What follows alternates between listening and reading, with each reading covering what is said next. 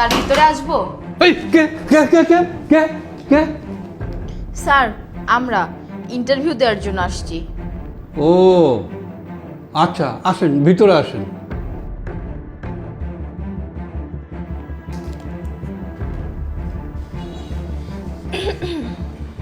মা, আসছো তোমরা?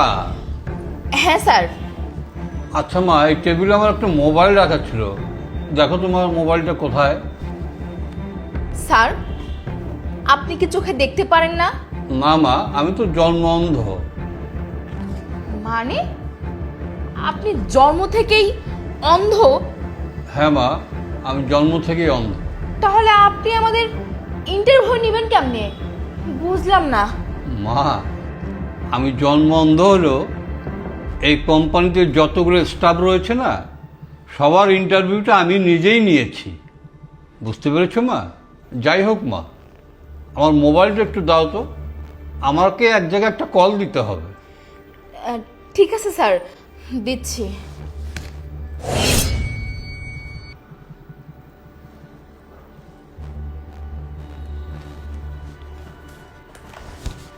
কই মা, ফোনটা দাও না আমাকে। এই শরৎ আপু, আমি স্যারকে ফোনটা দিচ্ছি। হ্যাঁ দাও তো মা আজকে ফোনটা।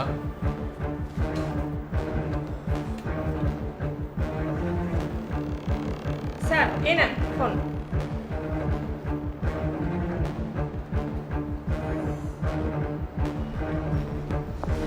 এই আপনারা এটা কি করলেন?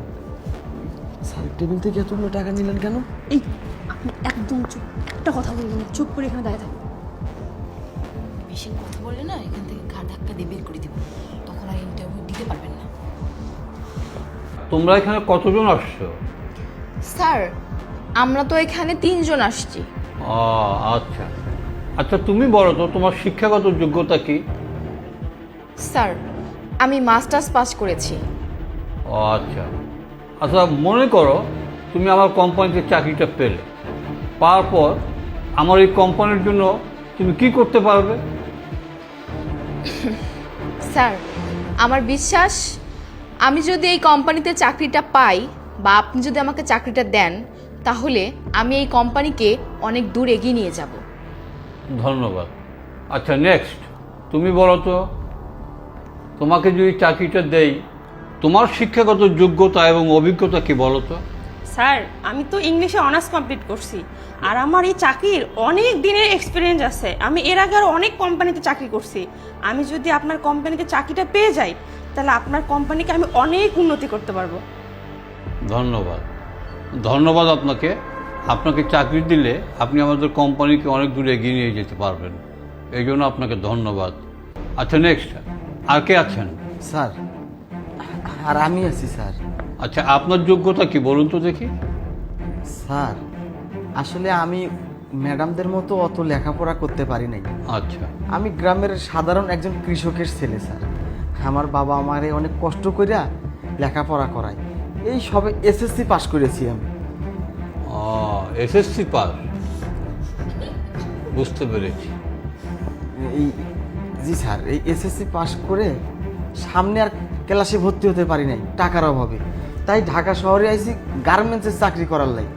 তো ওই আপনার অফিসের সামনে দেখলাম ওই সাইনবোর্ড দেয়া, এখানে নাকি চাকরির ইন্টারভিউ নেওয়া হইব, তাই আমি আইছি স্যার।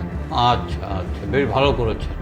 স্যার একটা কথা বলতাম, যদি কিছু মনে না করেন। বলুন।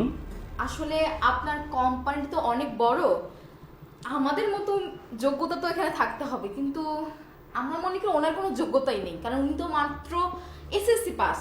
উনি তো গার্মেন্টসের চাকরি করার যোগ্যতা আছে। এই কোম্পানিতে ওনার চাকরিটা কেমন হয় না স্যার? হ্যাঁ, তুমি তো একটা সুন্দর কথা বলেছ। এই যে ভাইজান, আপনি মনে হয় ভুল করে আসছেন, কারণ আপনার ভিতরে কোনো কমন সেন্স নাই। যদি কমন সেন্স থাকতো তাহলে আপনি শুধু নিয়োগ দেখে উপরে আসতেন না। আচ্ছা, আপনি যে নিয়োগ দেখে উপরে আসলেন, নিচে যে স্পষ্টভাবে সাইনবোর্ডে লেখা আছে যে চাকরি করতে হলে কোয়ালিফিকেশনটা কতটুকু দরকার, সেটা না পড়েই সেটা দেখেই উপরে চলে আসছেন। আর হ্যাঁ, কি করে বা দেখবেন, আপনি তো পড়াশোনাই জানেন না, মাত্র এসএসসি পাস করেছেন, গ্রামের খ্যাত একটা। স্যার আমি বলি কি, ওনার না কোনো যোগ্যতাই নেই এই কোম্পানিতে চাকরি করার, এই জন্য ওনাকে বের করে দেন। স্যার উনি একদম ঠিক বলেছে, এনার এখানে জব করার মতো কোনো যোগ্যতাই নাই, একদম গ্রামের খ্যাত। যদি আপনি চোখে দেখতে পারতেন তাহলে ওকে ঘাড় ধাক্কা দিয়ে বের করে দিতেন। স্যার আমাদের প্রপারলি যোগ্যতা আছে এই কোম্পানিতে জব করার জন্য, আমরা স্মার্ট, আবার আমাদের কোয়ালিফিকেশনও ভালো। আপনি এনাকে বের করে দেন, এনাকে রাখার দরকার নেই। এই চুপ থাকেন আপনারা। আপনারা এখানে চাকরির ইন্টারভিউ দিতে এসেছেন। আমি কাকে চাকরি দেবো কাকে দেবো না এটা ডিসিশন নেবো একমাত্র আমি। আপনারা বলেছেন আপনাদের শিক্ষাগত যোগ্যতা ভালো, আপনাদের অনেক অভিজ্ঞতা রয়েছে, আপনাদেরকে চাকরি দিলে আপনারা এই কোম্পানিতে চাকরি পেলে আমার এই কোম্পানিকে অনেক দূর এগিয়ে নিয়ে যেতে পারবেন। কিন্তু কী করে বিশ্বাস করবো বলুন? আপনাদের মন মানসিকতা ভালো নেই, আপনাদের মনের মধ্যে অনেক লোভ, অনেক লালসা রয়েছে। আপনি এসব কি বলছেন? আমাদের মন মানসিকতা ভালো না, আমাদের ভিতরে লোভ লালসা মানে বুঝতে পারছেন না? অতি সহজ একটা কথা। দেখুন, আপনারা যখন ভিতরে প্রবেশ করলেন, আমি আপনাদের কাউকে একজনকে বলছিলাম আমার টেবিলের উপর একটা মোবাইল রাখা রয়েছে, আমি জন্ম অন্ধ, আমার মোবাইলটা একটু খুঁজে দাও তোমার। আর এই সুযোগেই আপনারা দুজন আমার টেবিলের উপরে রাখা টাকাগুলো আপনারা দুজনে নিয়েছেন। কি বলছেন স্যার? আমরা টাকা নিয়েছি মানে? না না স্যার, আমরা তো কোনো টাকা নেই নাই। আর একটা কথা, আমরা যদি কোনো টাকা পয়সা নিয়েই থাকি তাহলে আপনি কি করে দেখলেন? আপনি তো অন্ধ, আপনি তো কিছু দেখতে পারেন না।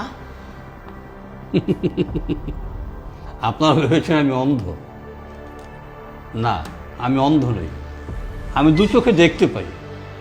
আর আমি যদি অন্ধই হতাম এত বড় বিশাল কোম্পানি আমি কীভাবে চালাতাম বলুন? আমি অন্ধ সেজে আপনাদের পরীক্ষা করতেছিলাম, আপনাদের ইন্টারভিউ নিতেছিলাম। আপনারা যখন ভিতরে প্রবেশ করলেন তখন আমি বললাম আমার টেবিলে রাখা মোবাইলটা একটু আমাকে খুঁজে দাও। আর সেই সুযোগে আপনারা দুজন কী করলেন? আমার টেবিলে রাখা টাকা থেকে আপনি একটা 1000 টাকা নোটের বান্ডিল, একটা 500 টাকা নোটের বান্ডিল নিয়ে নিলেন। আর আপনিও সেই কাজটাই করলেন, করে তারপর আমার হাতে মোবাইলটা দিলেন। কি কথাটা ঠিক না? কথা বলছেন না কেন? চুপ করে থাকলেন কেন বলুন? আর এই ভদ্রলোককে এনার শিক্ষাগত যোগ্যতা কম দেখে এনাকে কি হেনস্থা না করলেন?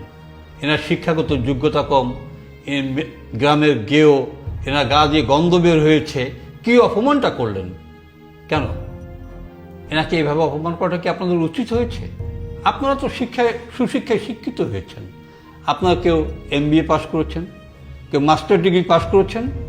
আপনারা তো সুশিক্ষায় শিক্ষিত হননি, আপনারা কুশিক্ষায় শিক্ষিত হয়েছেন।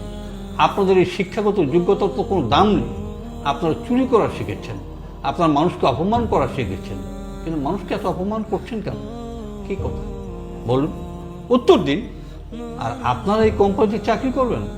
আপনারা বলছেন আমার এই কোম্পানিতে আপনাদেরকে যদি আমি চাকরি দেই আপনারা আমার এই কোম্পানিকে অনেক দূর এগিয়ে নিয়ে যাবেন।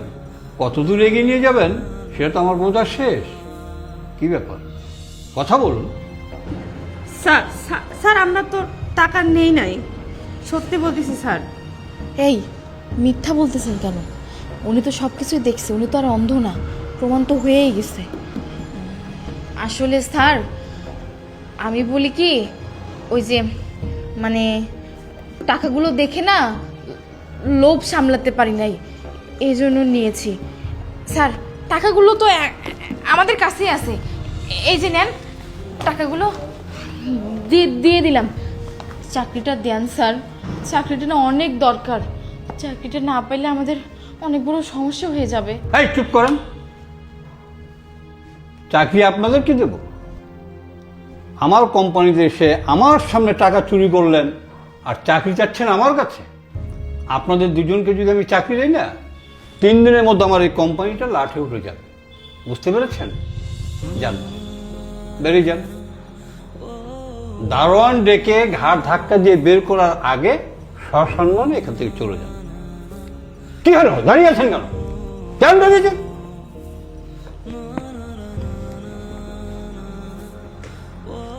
আরে আরে রিমু সাহেব, দাঁড়ান। আপনি চলে যাচ্ছেন, দেখি ফাইলটা। শুনুন, আপনার ফাইল দেখা আমার প্রয়োজন নেই। আপনি আগামীকাল আমাদের কোম্পানিতে জয়েন করেন। যান। কি বলেন স্যার? আমি তো ওই ম্যাডামদের মতো অত শিক্ষিতও না, অত স্মার্টও না, অত বেশি পড়াশোনাও করি নাই। এই এসএসসি পাস, ম্যাডামদের চাকরি হলো না, আমার কি কোম্পানিতে চাকরি হবে স্যার? শুনুন রিপন সাহেব, আপনার সততা, আপনার নিষ্ঠা আমাকে মুগ্ধ করেছে, তাই আমি আপনাকে চাকরিটা দিলাম। আমি আশা করছি আপনি আমাদের কোম্পানিতে জয়েন করলে আমাদের কোম্পানির জন্য আপনি অনেক ভালো কিছু করবেন, এটা আমার বিশ্বাস। জি স্যার, দোয়া রাখবেন। আচ্ছা ঠিক আছে, আপনি আজকে তাহলে যান। আল্লাহ যদি হায়াতে বাঁচিয়ে রাখেন, কালকে সকাল 9টার মধ্যে এসে আপনি চাকরিতে জয়েন করবেন। জি স্যার। ওকে? জি স্যার। আসসালাম। ওয়ালাইকুম আসসালাম। ঠিক আছে, যান।